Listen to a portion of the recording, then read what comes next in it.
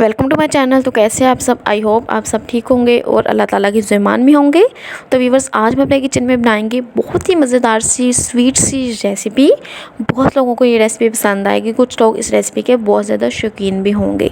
आपसे रिक्वेस्ट है, आपने इस वीडियो को पूरा देखना है और आपने फॉलो करना है कि मैं स्टेप बाय स्टेप कैसे ये रेसिपी रेडी करती हूँ।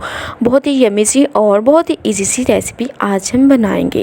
ये रेसिपी है जी, जो भैंस का दूध होता है, जब भैंस जो है वो सूई हुई होती है, जैसे कि पहले और दूसरे दिन का जो दूध होता है जिसमें बहुत ज़्यादा जो है वो फुटियाँ बनती हैं, जैसे कि दूध ख़राब होता है, ऐसा वो दूध होता है। उसमें लेमन या सिरका डालने की हमें ज़रूरत नहीं पड़ती। वो दूध हमने लेना है, 1 किलो मैंने दूध लिया है। दूध को आपने करना क्या है, दूध को आपने किसी बर्तन में डाल के मीडियम टू लो फ्लेम पर आपने रख देना है। तब तक आपने इसको पकाना जब तक उसकी अच्छे से जो है वो दूध फट नहीं जाता, उसकी मोटी मोटी से जो फुटियाँ हैं वो नहीं बन जाती, तब तक आपने उस दूध को जो है पकाना है।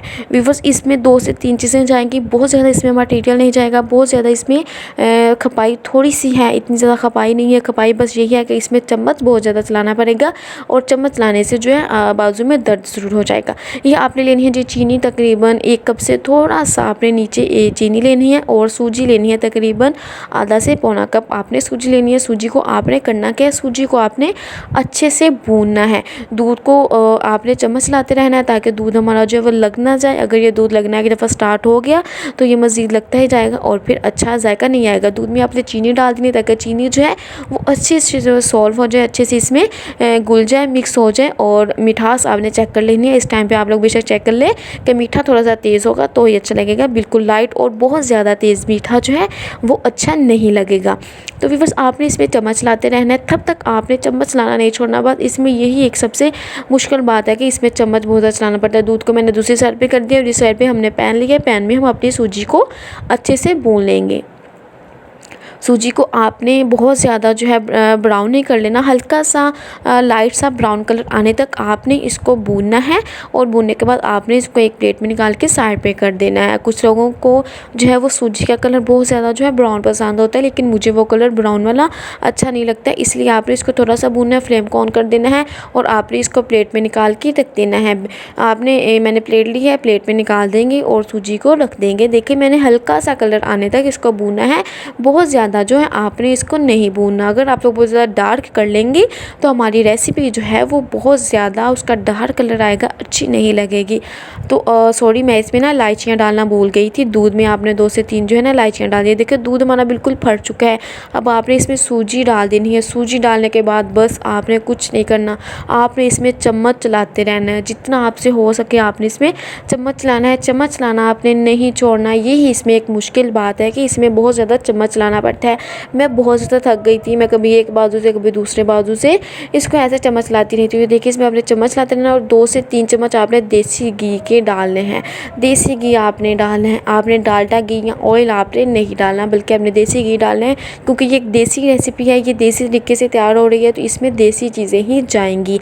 तो ये बहुत ही ज़्यादा जो है ताकतवर रेसिपी है। ये हमारी कमर दर्द के लिए, हमारी आइज़ के लिए, हमारे सर के लिए, हमारे पट्टों के लिए बहुत ही मुफीद रेसिपी। आप लोग इसको ज़रूर इस्तेमाल करें। कुछ लोग जो हैं वो बोली बहुत ही शौक से खाते हैं और वो बहुत अच्छा करते हैं, क्योंकि बोली जो है वो बहुत ही अच्छी होती है हमारी कमर के लिए और हमारी आइज़ के लिए स्पेशली। तो आप लोग भी इसको ज़रा इस्तेमाल में लाएं, आप भी इसका यूज़ किया करें। जिनके घर में भैंस वगैरह है या गाय वगैरह है, उनके घर में तो ये आ ही जाती होगी कुछ अरसे बाद, लेकिन जिनके पास नहीं है वो तो अफोर्ड नहीं कर सकती, उनके पास तो किसी के घर से आनी है तो उन्होंने इस्तेमाल करनी है। तो ये आपने इसको बहुत अच्छे से भुना है, इसको लगने नहीं देना। मेरी एक साइड से देखिए वो साइड मुझे नज़र नहीं आ रही थी ना, उस साइड से जो है वो मेरी लगना स्टार्ट हो गई थी, लेकिन मेरी पूरी कोशिश थी कि ये लगे ना, इसमें चम्मच चलाती रहूँ। यकीन करें, मैंने बहुत इसमें चम्मच चलाया था, मैं बहुत ज़्यादा थक गई थी, कंधों का जो है सत्यानाश हो गया था। मैं कुता गई थी कि आखिर कितना इसमें चम्मच नहीं। देखिए, चम्मच के साथ जो लगेगी वो आपने चम्मच के साथ, छोटे चम्मच के साथ आपने उतार लेंगे, ताकि चम्मच के साथ बहुत ज़्यादा ना लगे और वेस्ट ना आ जाए। हमने जो इसमें देसी घी डाला है वो बहुत ही ज़बरदस्त जायका देगा, बहुत ही मज़े की हमारी ये रेसिपी। आपने इस रेसिपी को ज़रूर ट्राई करना है। तो ये लें जी, बहुत ही ज़बरदस्त ज़बरदस्त दिखने में इतनी लजीज लग रही है। अगर आप लोग चाहे तो इसमें ड्राई फ्रूट्स डाल सकते हैं, मैंने नहीं डाले क्योंकि मुझे अच्छे नहीं लगते। मुझे सिंपल ये वाली रेसिपी अच्छी लगती है, बिल्कुल सादा सी रेसिपी। तो मैंने भी आपसे ये सादा सी रेसिपी जो शेयर किया, तो आपने इस रेसिपी को ट्राई करना है और फिर आपने बताना है कि आपकी रेसिपी कैसी बनी थी। और मैंने एक तेल की वीडियो डाली थी कि सर के बालों के लिए वो तेल था, तो वो मुझे किसी ने सवाल किया, तो अगर इससे ना हटे तो व्यूअर्स हट जाएंगे आप लोग यूज़ करके। तो देखिए आपने एक महीना, एक हफ़्ता या 1.5 हफ़्ता इस्तेमाल कर लें, डेली आपने इस्तेमाल करना है, नहाने के बाद लगाएं, नेक्स्ट डे फिर नहाएं और लगाएं, तो आपको यानी कि उसका अच्छा रिस्पॉन्स मिलेगा। तो ये वाली इफेक्टिव रेसिपी आपने ट्राई करनी है। दुआ में याद रखिएगा। अल्लाह हाफिज़।